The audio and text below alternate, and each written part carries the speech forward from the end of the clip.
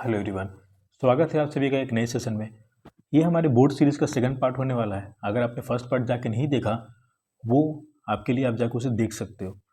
तो आज की इस वीडियो में हम बात करेंगे कि हम बोर्ड्स में आखिर पेपर लिखे कैसे, आंसर राइटिंग टेक्निक क्या होती है। अगर आप चाहते हो कि हाँ, आप सही में आप आंसर राइटिंग टेक्निक क्या होती है बोर्ड्स में हम जाने, तो प्लीज़ इस वीडियो को एंड तक देखना। ये वीडियो मेरे लिए नहीं, आपके लिए काफ़ी इंपॉर्टेंट होने वाली है। भूल जाना इस वीडियो की क्वालिटी क्या है, भूल जाना कि ये वॉइस की क्वालिटी क्या है। बस जो मैं कंटेंट जो बोल रहा हूँ वो बात पे बस आप ध्यान देना, ठीक है। चलिए बढ़िया। तो हम बात करने वाले थे कि कैसे बोर्ड्स के आंसर लिखे जाते हैं।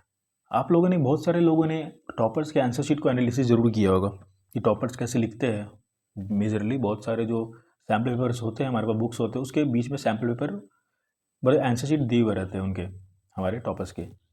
चलिए, अगर आपने नहीं किया है तो मैं बताता हूँ। मैंने किया है। हम लोग बताते हुए कि हम लोग दे चुके हैं, हम लोग जानते हैं कि क्या सही तरीका होता है। तो बिना कोई टाइम वेस्ट किए हुए चलिए हम चालू करते हैं आंसर राइटिंग का। सबसे पहला पॉइंट, मेजर पॉइंट मैंने प्रायोरिटी वाइज सेट किया। पहला point, neat and clean hand writing. अपने पेपर को जितना हो सके ना नीट एंड क्लीन लिखना।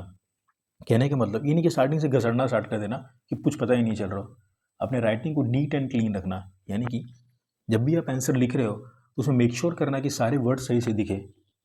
अगर आपके सारे वर्ड्स ही सही से नहीं दिख रहे हैं तो भाई आपने सही दिया वो पेपर, आपको पता है कि हम सारे आंसर्स मैंने सही लिखा है, बट आपके हैंड राइटिंग की वजह से आपका कॉपी चेकिंग काफ़ी बेकार होगा, आपके नंबर भी काफ़ी ड्रास्टिकली ड्रॉप हो सकता है। आई होप यू अंडरस्टैंड, आप समझ रहे हो। ये है पहला पॉइंट, ओके, कि neat and clean hand writing होना चाहिए। दूसरा point, use of margins and line.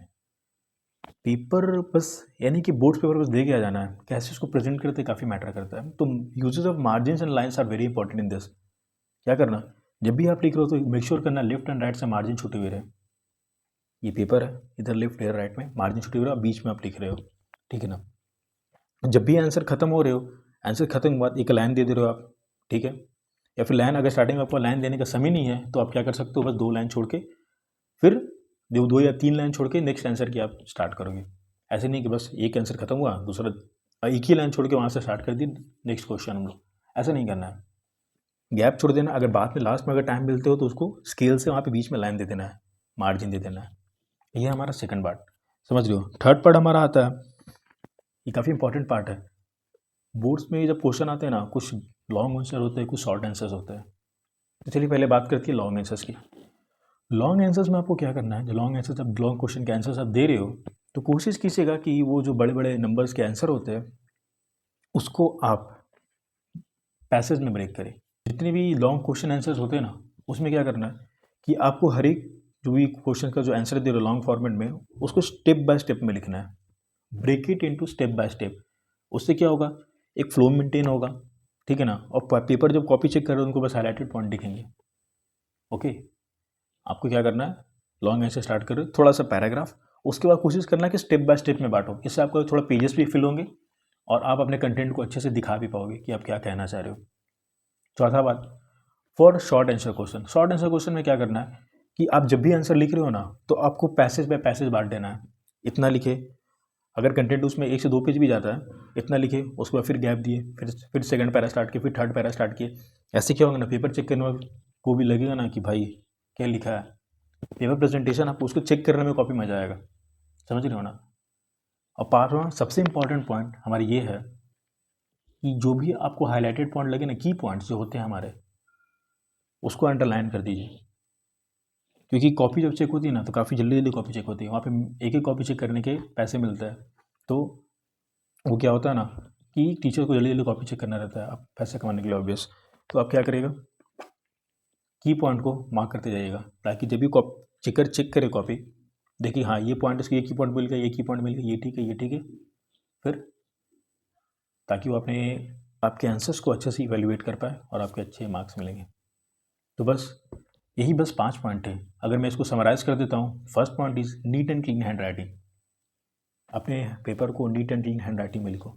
Second point, use of margin and line. Margin and line का अच्छे से यूज़ करो, समझ रहे हो। ये हमारा दूसरा पॉइंट था।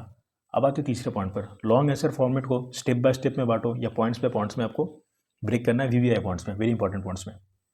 Fourth is for short answer question. आपको जो भी आंसर शॉर्ट आंसर क्वेश्चन के लिख रहे हो आप क्वेश्चन आंसर को, उसको पैसेज वाइज बांट देना है। पैसेज, 1 पैसेज, 2 पैसेज, 3 पैसेज में, ज़्यादा नहीं, 5-5 6-6 लाइन करेगा इनफ है। और क्या करना है आपको, अकॉर्डिंग टू योर, मतलब अब डिपेंड करता है कि आप कितने बड़े आंसर्स लिखते हो। ओके, पाँचवा सबसे इंपॉर्टेंट पॉइंट कि जो भी आपके की पॉइंट्स रहेंगे उनको आप हाईलाइट करना स्टार्ट करो। हाईलाइटर से नहीं, उसे जाने में नहीं देंगे, पेन से हाईलाइट कर दो, पेन से हाईलाइट कर दो। एक एक कीवर्ड्स का जो आपको लगा कि नहीं ये हटके है, ये इस कंसेप्ट में यूज ही होते हैं, समझ रहे हो। बस अगर आप इतना कर लेते हो ना भाई, तो आपका पेपर सबसे अच्छा प्रेजेंटेशन के मामले में सबसे बढ़िया है कि आप इसमें पास हो जाओगे।